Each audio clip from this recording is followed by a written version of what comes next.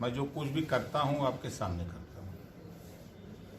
हमारी जो नीयत है, भागीदारी संकल्प मोर्चा जो हमने बनाया, आप लोगों के सामने बताया भी कि माननीय बाबू सिंह कुशवाहा, श्रीमती कृष्णा पटेल, प्रेमचंद प्रजापति, बाबू रामपाल, राम सागर बिंद, रामकरण कश्यप, अनिल चौहान, ओम प्रकाश राजभर, हम 8 लोग मिलकर के मोर्चा बनाए।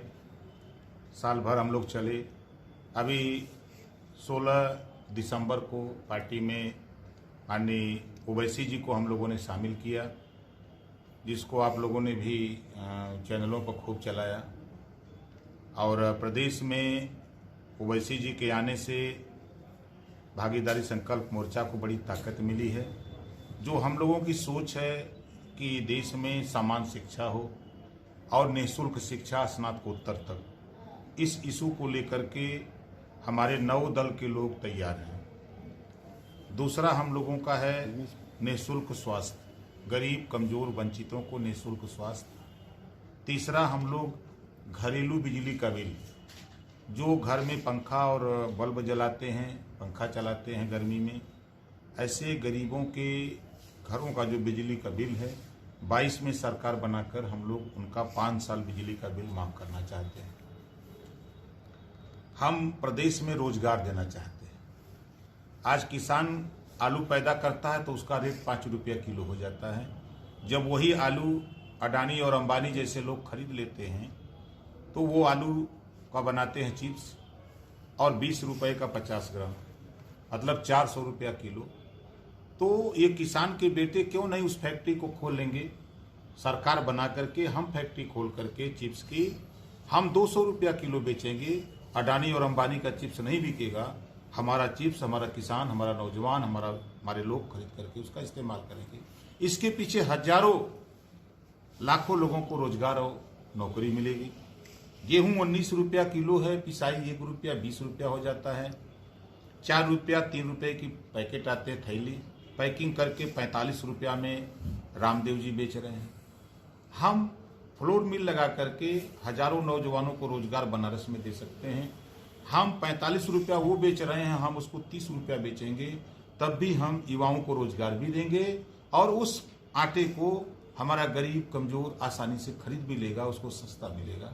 ये चीजें हम लोग चाहते हैं। तो अभी सरकार के पहले ट्रायल करेंगे क्या? ये सब शोध करेंगे, एक बार ट्राई करके देखेंगे सक्सेस हो रहे हैं कि नहीं। 2022 में सरकार बनाएंगे। सरकार बनाने के बाद हम आपको 6 महीने के अंदर उत्तर प्रदेश के सभी 1,59,000 प्राथमिक विद्यालयों में टाट हटा देंगे। 6 महीने के अंदर डेस्क और मेज लगवा देंगे। 6 महीने। अभी डेस्क मेज नहीं लगी, कहाँ लगा? दिखा दीजिए। वर्तमान सरकार में आप भी थे। देखिए यही तो झगड़ा था ना। हम कहते थे कि भाई चलो। अभी आपने देखा कि दिल्ली के शिक्षा मंत्री देखने आए कि दिखा दो, तो उन्हीं को पकड़ लिए सर बन के, नहीं हम नहीं दिखा सकते। ये टीवी पर खूब बोलते हैं भजपाई, लेकिन जब धरातल पे जाना होता है तो भाग खड़े होते हैं। जिसका उदाहरण मनीष सिसोदिया जी ने कहा कि मैं भी विद्यालय बनाया हूं, मैं भी सरकार चलाया हूं, मैं भी शिक्षा मंत्री हूं। तो अगर आपके प्रदेश के शिक्षा मंत्री ने न्योता दिया कि आओ हमारा विद्यालय देख लो, तो वो आए, तब शिक्षा मंत्री को तो आगे जा करके उनका स्वागत करना चाहिए माला लेके कि चलो मेरा ये विद्यालय है, आप देख लो। भाग खड़ा हुए मंत्री हमारे शिक्षा मंत्री, इसका मतलब कि कहीं पोल न खुल जाए, तो उन्हीं को घेरवा दिए जो सरकारी गुंडे हैं, सरकार के सरकारी गुंडों से घेरवा दिए। तो ओम प्रकाश जी, माना जाए केजरीवाल जी भी मोर्चा में शामिल होंगे इस बार? देखिए हमारे मोर्चे का दरवाजा एकदम खुला रहता है। जैसे आप लोग आए हैं ना, बंद नहीं ना है, हमारा मोर्चा खुला है। हम लोग 2 लोग शुरू किए, माननीय बाबू सिंह कुशवाहा और हम शुरू किए। धीरे धीरे आपने कोई उम्मीद नहीं किया था कि ये मोर्चा इतना हलचल पैदा करेगा। ओवैसी जी आए हैं। हमारा प्रयास जो भी प्रदेश में निःशुल्क शिक्षा, निःशुल्क स्वास्थ्य, समान शिक्षा, रोजगार, बिजली का बिल माफी के सवाल पे जो लोग भी आना चाहे सबका स्वागत। केजरीवाल जी भी यही कर रहे हैं तो उनको भी लेंगे, एक बार जाएंगे, बैठेंगे उनके साथ। अब भाई आपने देखा कि मैं संजय सिंह से मिला, बातचीत हुई, केजरीवाल जी से भी बातचीत हुई, शिवपाल जी से भी बात हुई। हम सबको प्रयास हमारा है कि समान विचारधारा के लोग मोर्चे में शामिल हों, हम लोग मिल करके चुनाव करें। ओम प्रकाश जी, किसान आंदोलन कर रहे हैं और सरकार कह रही है कि पैर फटे बेवाई सो ही जाने पीर पर। दोनों दिल्ली और लखनऊ बैठे हुए लोगों के पास ना तो बच्चे हैं ना परिवार है। इनको क्या पता है? किसान, एक भी व्यक्ति को बता दीजिए दिल्ली और लखनऊ में बैठे वो कभी ये हर की मुठिया पकड़े हैं? कभी खेत में फावड़ा लेकर के कौन खोदे हैं? कभी खेत से घास निकाले हैं? ये ओम प्रकाश राजभर है, किसान का बेटा है। दिखा दिया।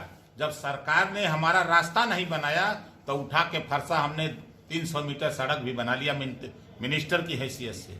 फावड़ा पकड़ लेंगे तो हाथ में पोला हो जाएगा।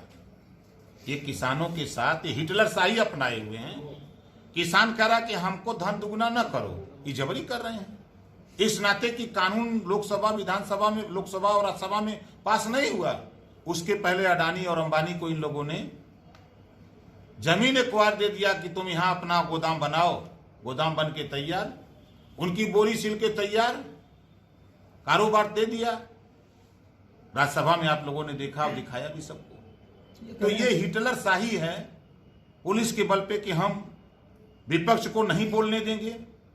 अमित शाह जी रैली करें बंगाल में तो कोरोना नहीं है। हैदराबाद में जाके योगी जी अमित शाह जी रैली करें तो कोरोना नहीं है। बिहार में चुना हुआ रैली हुई, कोरोना नहीं है। यूपी में बाई इलेक्शन ये लोग प्रचार करें, रैली नहीं, कोरोना नहीं है। अभी आगरा में सूबे के मुख्यमंत्री 10,000 की भीड़ जुटा के किसानों को समझा रहे हैं कि कानून तेरे पक्ष में है, वहां कोरोना नहीं है। अगर कोई गरीब कमजोर किसान कोई बात करे तो कोरोना आ जा रहा है। 144 धारा दिखा रहे हैं कि आप सही बात मत बोलो। ये किसानों के दुश्मन लोग हैं, ये काला कानून ले आए हैं। हम एक उदाहरण आपके सामने पेश करते हैं इन्हीं के बात पर। 2014 के पहले ये कहते थे कि हम किसानों का धन दुगुना करेंगे, आज भी कहते हैं। 2014 के पहले यूरिया 200 रुपया बोरी थी 50 किलो। अब किसानों का धन दुगुना ये कर रहे हैं। 50 किलो यूरिया को कम कर दिया, 45 किलो हो गई, 5 किलो कम कर दिया, दाम 300 हो गया। तो ये उद्योगपतियों का धन दुगुना कर रहे हैं कि किसानों का? उसका रेट कम करते, 5 किलो और बढ़ा देते, 50 की जगह 55 किलो करते, तब तो मैं मानता। वही हाल डीएपी के साथ हुआ। सब जगह महंगाई समझिए कि 3 गुना बढ़ गई है। ओम प्रकाश जी, सारे लोग कह रहे हैं कि ये काला कानून है, लेकिन ओम प्रकाश राजभर एक किसान के नाम इसका देखिए, विकल्प किसान मनवा देगा। किसान एक ऐसा जीव है कि सबका पेट भरता है। अब किसान जब डंडा उठाएगा ना, अब देखिए हरियाणा, पंजाब, यूपी के पश्चिमी उत्तर प्रदेश में उठा लिया है डंडा। अब जो ये लोग एक बार प्रधानमंत्री जी ने कहा, हम लोग भी नहीं समझ पाए, आप लोग भी शायद समझ गए होंगे, तो समझ नहीं समझे थे। मोदी जी ने कहा कि मैं चौकीदार हूं, और बीजेपी के सारे नेता चौकीदार बन गए। किसके चौकीदार हैं ये नहीं बताया। आज पोल खुल गई, ये अडानी और अंबानी के चौकीदार हैं। अडानी के बेटा होता तो तुरंत हुआ चले जाते हैं देखने की करिया बा की उज्जर बा। अब किसान ठंडक में मर रहा है, आप उनके ऊपर पानी बरसा रहे हो। आपके पास ये फुर्सत नहीं किसानों के बीच में जाके बैठ के उनसे बात करें कि भाई बताओ तुम्हारी क्या समस्या है, हम तुम्हारा हल करेंगे। अब बुला करके खाली इन लोगों की आदत है ना, बुलाते हैं ना तो पहले ये क्या कहते हैं, पनीर पकौड़ा आया और रसगुल्ला चमचम कुल खिलाते हैं कि खा के सब फूल जाएंगे। लेकिन किसान भी ठीक है, किसान भी अपना लिट्टी और चोखा बट्टी और तरकारी लेके भुजिया जाता है। जब ये कहते हैं कि नाश्ता, तो कहा खबरदार तुम्हारा नाश्ता नहीं अपना नाश्ता, बैठ के खाने लगते हैं वो लोग। ओम प्रकाश राजभर कब जाएंगे वहां पे अपने लाव लक्सर के साथ दिल्ली? में जा चुका, वापस भी आ चुका। दुर्भाग्य हमारा है कि आप जैसे लोग वहाँ होते तो आप तक खबर हो गई होती। तो लिट्टी चोखा खाएंगे उन लोगों के साथ? हम तो खाचे, हम 2 दिन में वहाँ था, किसान आंदोलन में मैं 2 दिन था। वैक्सीन, अच्छा, एक कोरोना वैक्सीन की बात कर रही है सरकार, और आ भी गई बता रही है। ऐसा है ना, इसके बाद दूसरा कोरोना कोई बीमारी नहीं है। हम शुरू से नहीं मानते। सर्दी जुकाम बुखार खांसी नई रोग नहीं है, ये पुराना रोग है। इसी कोरोना के आड़ में अंतरराष्ट्रीय राजनीति हो रही है। अगर ये कोरोना है, हम मान लेते हैं 98% मरीज ठीक हो रहे हैं, दवाई बनी नहीं, सरकार कह रही है। और जो मृत्यु दर कोरोना की है इससे बड़ी मृत्यु दर सड़क दुर्घटना है, इससे बड़ी मृत्यु दर टीबी रोग का है, इससे बड़ा मृत्यु दर अन्य रोगों का है। इसका तो उससे बहुत रेट कम है।